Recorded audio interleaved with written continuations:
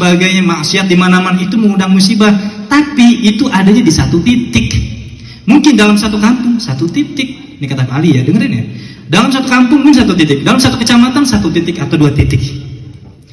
Tapi yang namanya lawan sama orang tua itu ada hampir di setiap rumah. Betul apa kagak? Itu mengundang musibah. Jadi maaf, kalau ada orang bermaksiat, dia mabuk, dia ditungguin tuh sama malaikat, belum diazab itu sampai dia tobat, nanti diberikan ampunan Allah Subhanahu wa taala. Tapi kalau misalkan anak dia ngelawan sama orang tuanya, anak dia itu durhaka sama orang tuanya, nggak ada entar-entaran di akhirat, nggak ada, langsung dibalas di dunia, nggak entar-entaran. Kontan bu, anak-anak muda, antum kalau misalkan habis lulus sekolah mau kayak gimana pun, ente ngelamar kerja ke sana kemari, nggak bakal jadi, nggak bakal sukses kalau masih ngelawan sama orang tua. Percaya nggak? Kesuksesan orang itu pasti dilandasi dari baktinya dia sama orang tua. Kenapa cukup begitu? Sudah tertera di dalam hadis Nabi Muhammad SAW, ridho Allah fi ridho walidin. Kalau pengen dapat ridhonya Allah, Allah udah ridho sama kita, bisa bikin kita jadi kaya, jadi apapun yang kita pengen jadi dikabulkan. Cuman cari aja ridhonya orang tua. Cari ridhonya orang tua, senengin hati orang tua. Ntar kalau misalkan ente punya anak, apa yang ente lakukan kepada orang tua ente, itu yang akan dilakukan anak ente terhadap ente, itu pasti.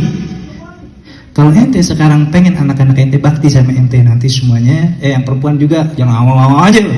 Sama perempuan juga, justru perempuan adalah madrasah pertamanya anak. Ya, kalau pengen anak kita nanti bakti sama kita, dari sekarang tuh benih-benih ditanam dengan cara kita bakti sama orang tua. Begitu. Ustaz, gimana sih supaya anak itu nurut sama kita? Gampang Pak, gampang Bu, gampang banget. Caranya gimana? Gak usah pakai teori apapun. Jadikanlah diri kita sebagai anak yang soleh kepada orang tua kita, pasti anak kita akan soleh kepada kita. Caranya gimana? Kalau masih hidup, temuin, kasih apa yang bisa kita kasih, bahagiakan. Terus kalau misalkan sudah wafat, setiap habis sholat bacain Fatihah. Bacain Fatihah.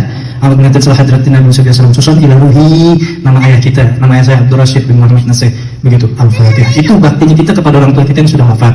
Ustaz, nggak cukup di situ. Oh, kayak sahabat Nabi ada, dia bersedekah atas nama orang tuanya, bisa. Ibu mengasih sedekah ke fakir miskin, ke masjid, ke musola, saya ngerti atas nama orang tua saya yang sudah wafat, itu bisa, kayak begitu juga. Ibu ya, pahalanya pasti ke sana, ke orang tuanya kita yang wafat, dan pahalanya juga kita yang sedekah. Jadi kita dapat double tuh. Ibu-ibu, bapak-bapak kalau lagi sedekah, jangan sedekah gitu aja. Kalau bisa sedekah atas nama orang tua, kita mau masih tetap dapat pahala. Kalau begitu aja kita belum dapat pahala, orang tua kita yang sudah wafat nggak dapat. Kalau bisa kalau sedekah, apapun bentuk sedekah, niatin aja. Niatin atas nama orang tua yang sudah wafat. Wah, senang itu di alam sana. Dan pasti sampai, innamal a'malu binniyati wa innamal likulli imri'in ma nawa. Itu janji Nabi SAW.